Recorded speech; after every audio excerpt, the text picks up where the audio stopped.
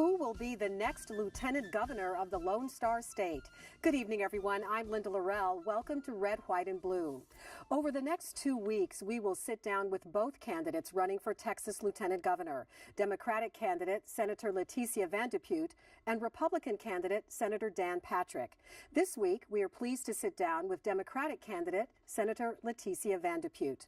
Elected to a 4-year term, the Texas lieutenant governor is a member of the executive branch and is also the presiding officer of the Texas Senate.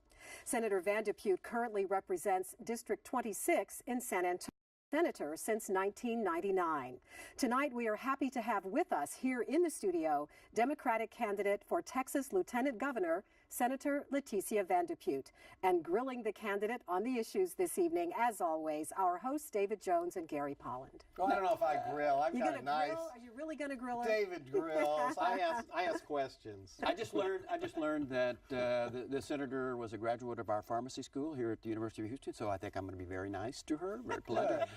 But Senator, you know, I read your Texas Monthly interview a month ago or so, and the question was, what got you interested in a lieutenant governor's race? And you mentioned that you'd seen not the best of behavior at the Republican convention. You mentioned vile language. You mentioned no talks about serious issues such as water, transportation, and education. And then you decided to run. Are you regretting that decision? Absolutely not. I am really so very grateful to my family and to our friends and to the support that I'm getting throughout the state. It has been an incredible journey. This is a great state. It's a big state, and I am so thankful to be meeting so many good Texans. Do you think the vile language is continuing? Senator Patrick seems to have calmed down, moderated his behavior some, although I hear he has an ad today says that ISIS is perhaps in Brownsville and maybe coming across at McAllen. You know, when you use the politics of fear to gain votes, and sometimes words matter. And we know that the McAllen Chamber of Commerce and business leaders on the Valley have asked those that would say the harshest of things that are absolutely untrue to tone it down. Unfortunately, my opponent, Dan Patrick, has doubled down on that type of toxic rhetoric. Okay, but you yourself on your website has said one of your issues is securing the border. Absolutely. So you believe that's important enough to mention on your website. So I got a question. Yes. How do you propose to secure the border? Well, first of all, you have to support DPS. I have proposed and looked at the ability for us to add 500 new DPS officers because you see what you need is a sustainability. I have always voted in favor of our law enforcement, and I voted for every single penny that was allocated and asked for by DPS for the border region and for all of our regions. You might want to ask my opponent why he voted no on that measure. But we need to listen to the local leaders, and what they've asked us for is help. They want more DPS, and they want grants so that they can be able to hire sheriffs, deputies, and police officers who live there, who work there, who will remain there, and most importantly, who have the ability to arrest those who would come to do us harm. I'm absolutely clear on this matter that when it comes to folks that want to sell your kids drugs or that would enter the vile crime of human trafficking or smuggling, that's who we need to be getting after. But we need to make sure that respect those local leaders and give law enforcement what they need. Instead of spending $18 million, for our troops that are there observing, and yes, they're helping, but they can't arrest. We could have used half of that and really help those local communities. The other thing that I would do is add the prosecution. Those district attorneys in those border counties and the second-tier counties don't have the tax base to have those. And the feds, as you know, will come and take those high-profile drug cases. We could, as a state, help that, and that's exactly what I would do. But I would listen to those local leaders, those business leaders, elected leaders, our faith-based leaders, and say, what do you need, and then get everything that they want. Do you think that the state of Texas should take responsibility and basically move the federal government out of the way and do the job the federal government clearly is not doing? The federal government, in the case of immigration, has shown that they're incapable. And I, like millions of others are frustrated and angry, and we need to hold Washington, D.C. accountable. They have not been able to come to any accord. In fact, they're more interested in blaming, making the other side look bad than they are of getting this immigration reform done.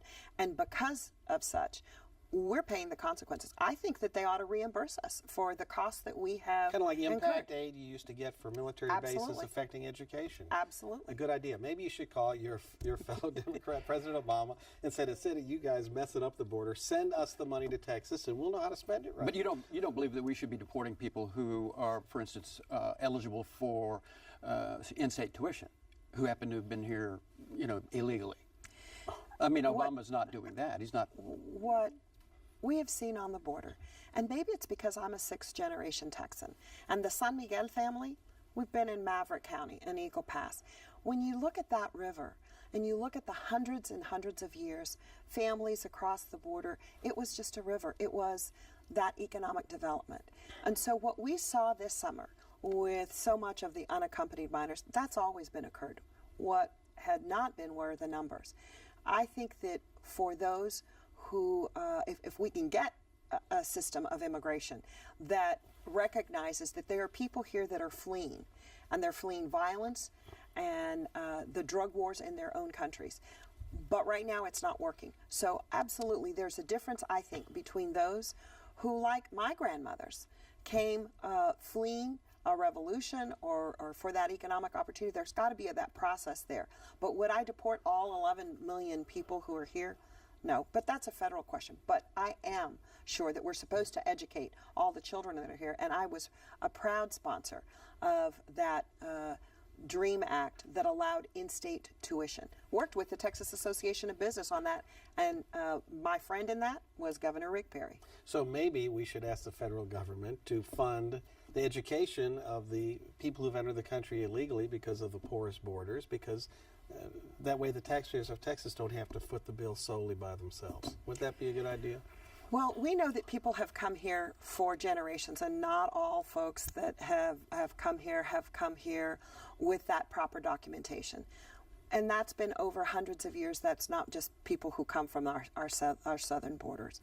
But what we know is that people who want to work hard, they want to get a better education for their family. It's that immigrant community that has been so strong and entrepreneurial. If you look at the great cities, if you look at this country, look at the German, look at the Italian, look at the Irish and Scottish, look at the Jewish population that came in. Those immigrants were the ones that fortified those cities. Now, what I think is that we ought to offer the ability for a child who has been brought here through no fault of their own and whose family's been here at least 3 years to pay the same amount in college tuition as the person they graduated with.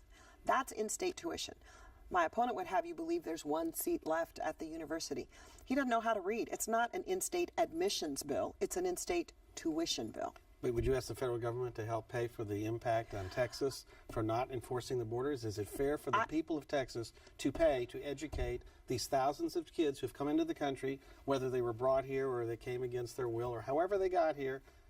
Shouldn't the federal government pay the money, not just the citizens of Texas? I would ask the federal government first to pay for all of the incarceration costs that we have. Well, that's another one. That is the one that I would ask first. We are, as a state, we are a net loser in terms of federal funds. We give a lot more than we get back, and we are impacted because we're a border state. And it's something that if the Democrats start speaking out on this, based on your position, I think you can have real impact in Washington. Maybe they may actually listen, because they don't listen to Republicans. That's for sure. Maybe she would get some money from the federal government if we expanded Medicaid. Because I understand we'd have $76 billion coming in over 10 years at a cost of maybe $6 billion. But I think the first question to ask Leticia is, what is your position on health care for Texas? Because the trends are Medicaid's going to break the state if we don't come up with answers of how to deal with the medical needs of those who can't afford it and also get it paid for. So I wonder what your thoughts were on that. My thoughts are shaped by 34 years across a prescription counter. You know, I came to pharmacy school here at University of Houston, got married, and actually graduated from the University of Texas. But the majority of my school years were right here at U of H. So at her heart, she's a And Right.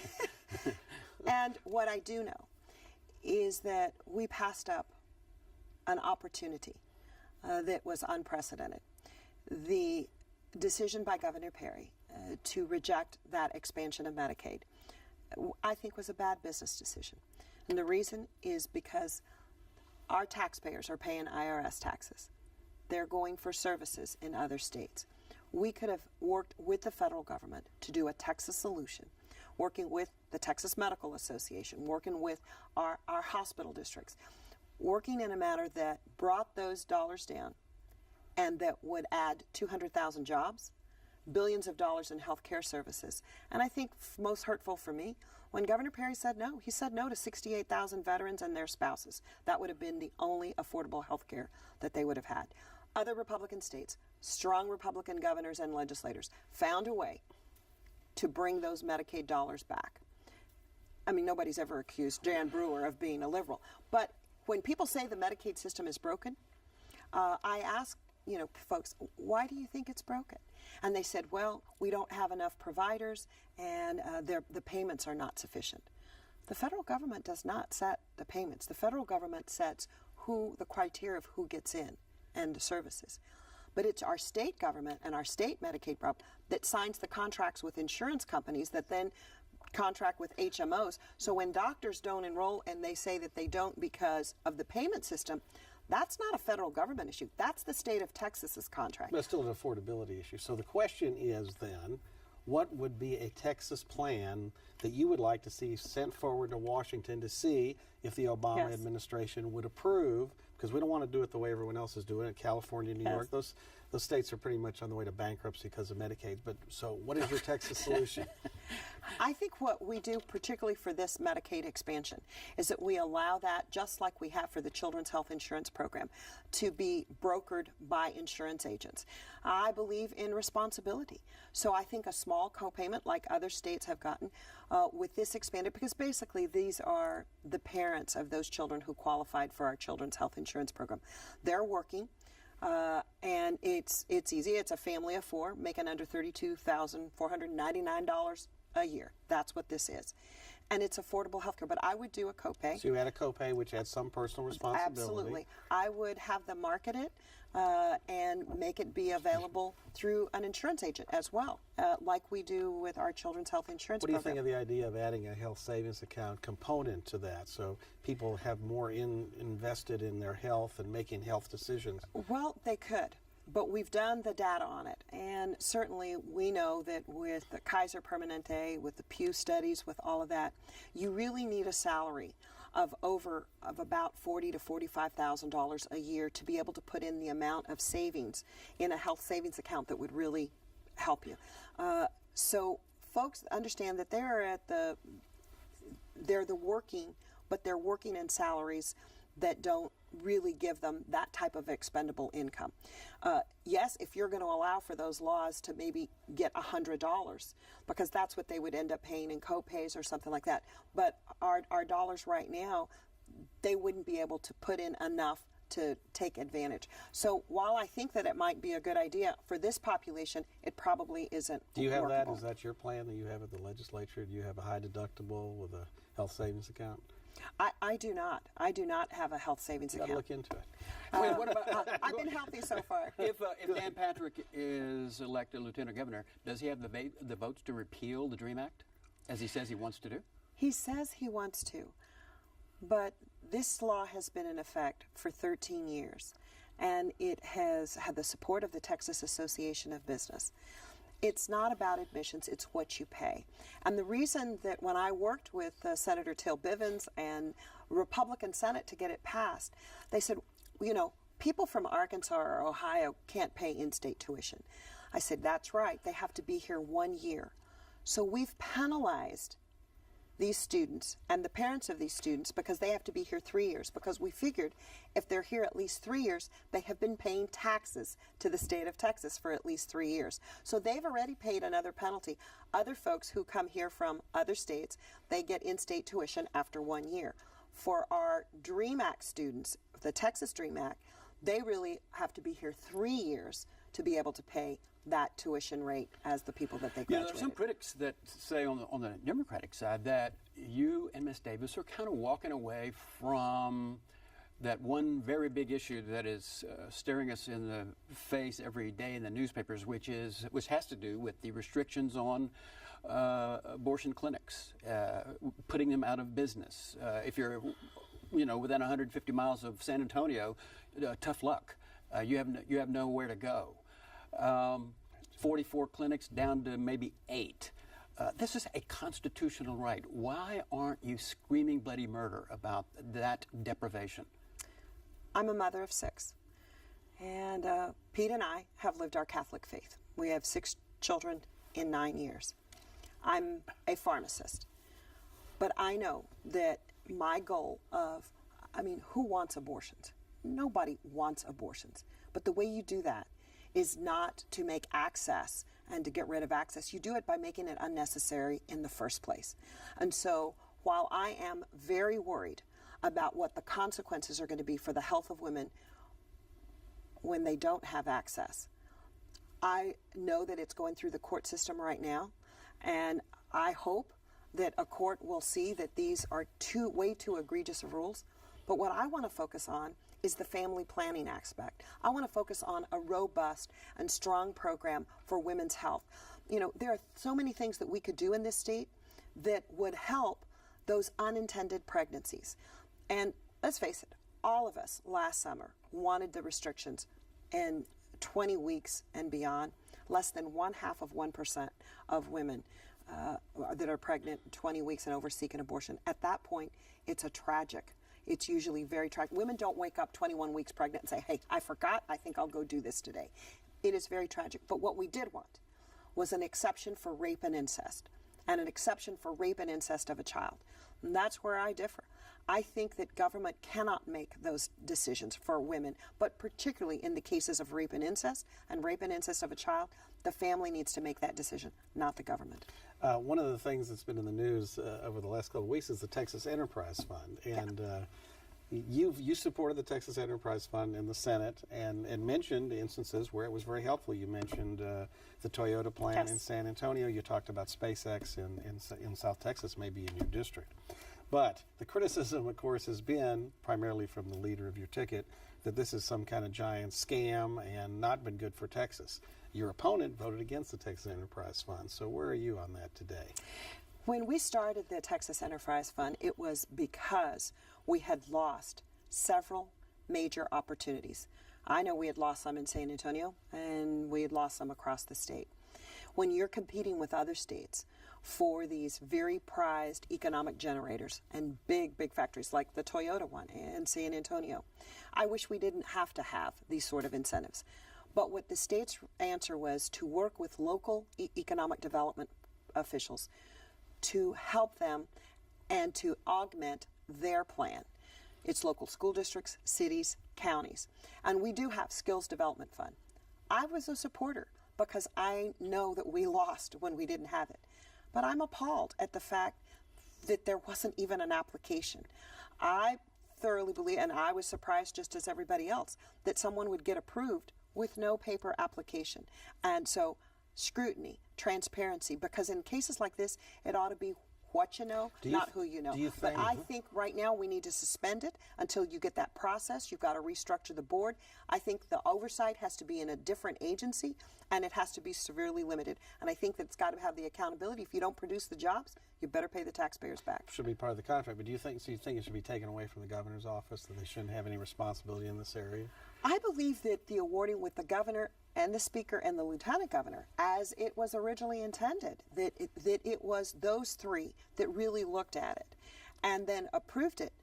But you got to have a solid process and that transparency, and you've got to have that contract that if they don't meet up to it, you've got to have that. So I would kind of certainly restructure not the awarding, but the process, so and then some the legislation oversight coming on this. I think so, absolutely. And I think the oversight needs to be in a totally different agency other than the governor's office. I don't remember reading that the speaker and the lieutenant governor were even in on the decisions made by the governor's office. That's what I'm understanding. Maybe they're thus the legislature to strengthen the hands. Exactly. Well, no, they're supposed to. Yes. What I don't understand is how you can keep a document secret that doesn't exist. No. Emerging Technology Fund. Also handed out to universities and businesses without even an application. How was that so incompetently managed? I mean, who's and it would occur to some people, I would think, that the governor who wants to be president might be using it as a slush fund for, political purposes. Did that not occur to anyone? I think the board and the way that the Emerging Technology Fund probably needs to be totally restructured from even what we have at the Enterprise Fund.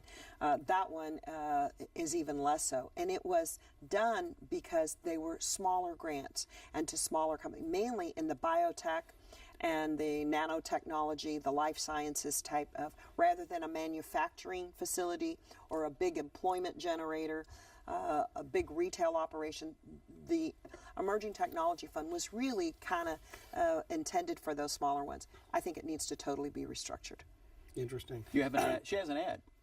About that? Yeah, no, she has an ad which says, and I don't know, it seems to me like one of your colleagues came to Dan Patrick's defense. One of your ads says that, he was a part of the cut, or voted for the cut of $5 billion to public education, and then voted against the state budget that incorporated more money into education. I believe I think Senator Williams said that was not a fair criticism.